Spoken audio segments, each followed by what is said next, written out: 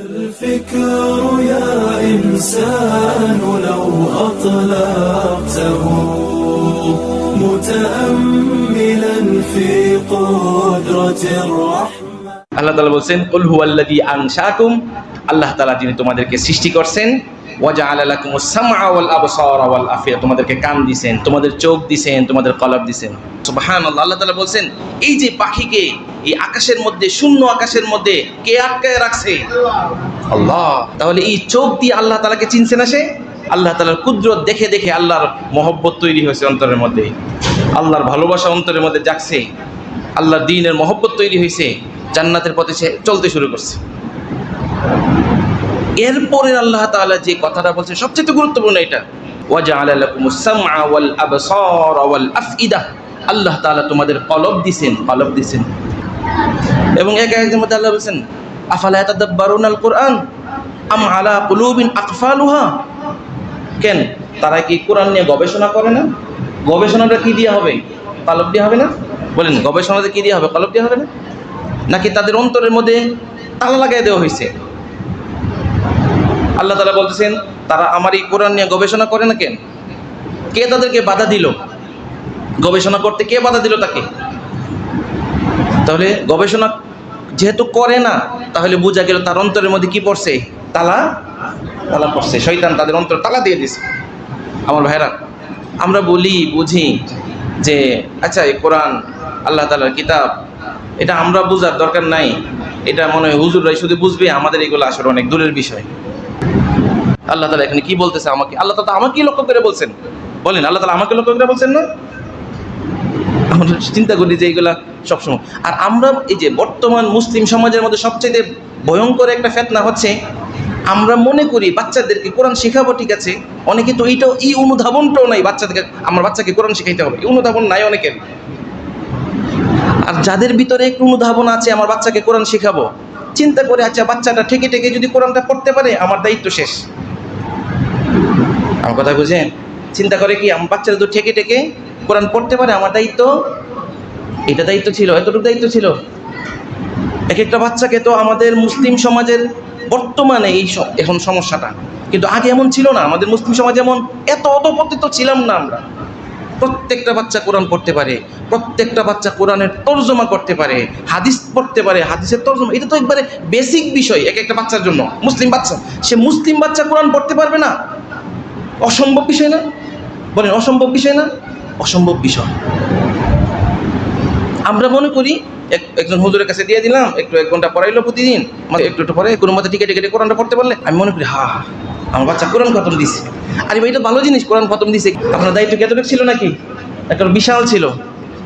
আপনার বাচ্চার ওই যোগ্যতা যোগ্য করা দরকার ছিল আপনার, যে বাচ্চারা কোরআন পড়তে পারতেছে, কোরআন তর্জমা করতে পারতেছে। হ্যাঁ ভাইরা আমার, এই জন্য এই কলব দিয়া এই কোরআনের অনুধাবন করা দরকার। যদি করি, আল্লাহ তাআলার কুদরত নিয়ে গবেষণা করি, চিন্তা ফিকির করি, ঘরটা কেমনে বানাইতে হবে, কিভাবে ভৈরব বাজার গেলে তাড়াতাড়ি যাওয়া যাবে, চিনেন না? আপনি দিনের ব্যাপারে এসে অন্ধ সাজেন। ভাই, ধোকা আমাকে দিবেন, ধোকাকে আল্লাহকে দিতে পারবেন? দিনের ব্যাপারে এসে কিছু বুঝে না। আমাদের অবস্থা এটা, দিনের ব্যাপারে আমরা কিছু বুঝি না, আর দুনিয়ার ব্যাপারে আমার থেকে কেউ ভালো বুঝে না, আমি সবচেয়ে বেশি বুঝি। অন্ধ সাজেন কেন? অন্ধ সাজার কি দরকার ছিল? অন্ধ সাজে কাকে ধোঁকা দিচ্ছেন? অন্ধ সেজে কাকে ধোঁকা দিচ্ছেন? আল্লাহকে ধোঁকা দেওয়া সম্ভব? আল্লাহকে ধোঁকা দেওয়া সম্ভব? নিজেকে ধোঁকা দিচ্ছে। আল্লাহ তাআলা বলছেন কোরআনে অন্য আয়াতের মধ্যে বলছেন তারা তো নিজেদেরকে ধোঁকা দিচ্ছে। ভাইরা আমার, আল্লাহ তাআলা যাদেরকে অক্ষর জ্ঞান দিছে তাদের উচিত বেশি থেকে বেশি পড়তে থাকা, কোরআন পড়তে থাকা, তর্জমা পড়তে থাকা। আলহামদুলিল্লাহ, বিভিন্ন ব্যবস্থা আছে। আপনি তো মনে করছেন যে মাঝে মধ্যে কুল আল্লাহ কুল আউযু বিরাব্বিন নাস পড়লে আমার দায়িত্ব শেষ।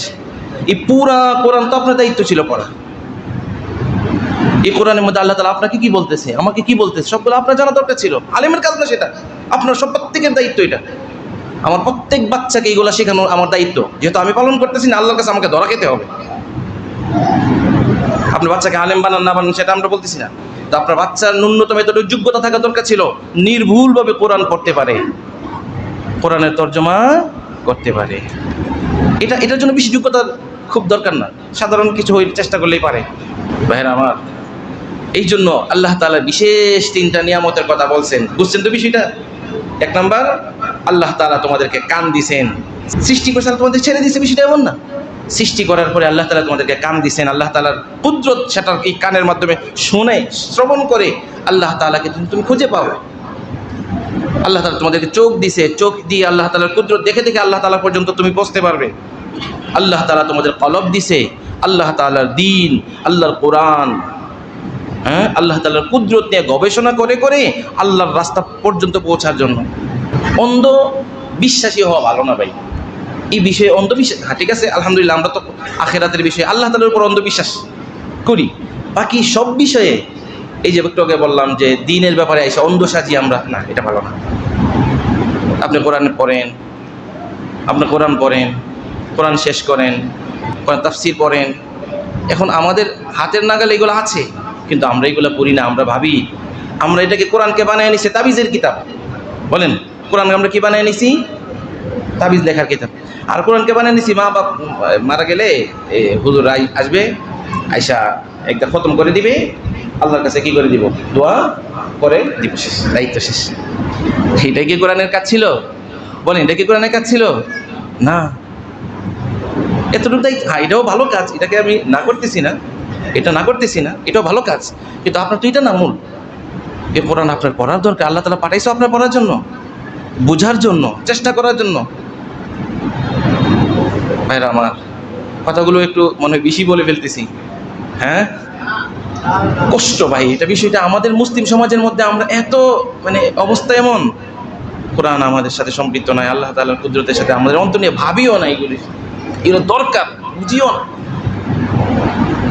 দুনিয়ার গোলামি করতেছি, দুনিয়ার পূজা করতেছি, আল্লাহ তাআলাকে নিয়ে চিন্তা করা আমার সময় নাই। এক ইমাম বলতেছিলেন, তুমি যতদিন দুনিয়াতে থাকবে এই অনুযায়ী দুনিয়ার জন্য কাজ করো, আর আখিরাতে যতদিন থাকবে ওই অনুযায়ী আখিরাতের জন্য কাজ করো। বুঝতেছেন কথাটা? আচ্ছা, আখিরাতে শুরু আছে শেষ নাই, ওটার জন্য কি পরিমাণ কাজ করা দরকার ছিল। আর আমরা পুরা রাত দুনিয়া, দিন দুনিয়া, ঘন্টা ঘন্টা দুনিয়া, এর থেকে আমাদের বেরিয়ে আসতে হবে ভাই। আল্লাহ তাআলার দিকে আমাদের ফিরে আসতে হবে। আল্লাহ তাআলা বলছেন, ফাআইনা তাযহাবুন, বান্দা তুমি কোথায় যাচ্ছ আমাকে রেখে? কোথায় যাচ্ছ আমাকে রেখে? তুমি কোথায় যাচ্ছ? কোথায় যাবে? শেষ পর্যন্ত জায়গাটা কি? আল্লাহ তাআলাকে ছেড়ে আমরা কোথায় যাবো বলেন? যাওয়ার জায়গা আছে ভাই আমার? আল্লাহ তাআলাকে রেখে আপনি যেতে পারবেন না কোথাও। ফানফুযু লা তানফুযুনা ইল্লা বিসুলতান, যদি পারো আল্লাহর সীমা ছেড়ে চলে যাও। আল্লাহর সীমা ছেড়ে চলে যাওয়ার মতো ক্ষমতা নেই। এই জন্য ঘুরে ফিরে আসতে হবে ওনার কাছে। এই জন্য ওনাকে ভালো করে বোঝার চেষ্টা করি, কলব দিয়ে। আমার কথার পয়েন্ট যেটা, কলব দিয়ে আল্লাহ তাআলাকে বোঝার চেষ্টা করি। সম্মানিত হাজিরিন, ইবনে কাসির রাহিমাহুল্লাহ এই আয়াতের তাফসিরের মধ্যে আল্লাহ তাআলা বলছেন, তোমাদেরকে আমি সৃষ্টি করলাম, তোমাদের কান দিলাম, তোমাদের নাক দিলাম, তোমাদের কলব দিলাম, এরপরেও তোমরা শুকরিয়া আদায় খুব কম করতেছো।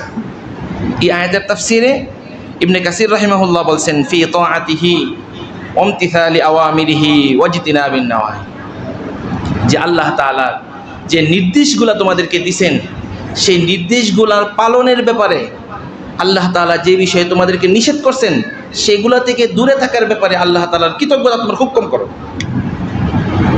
আমার কথা কি বুঝতেছেন?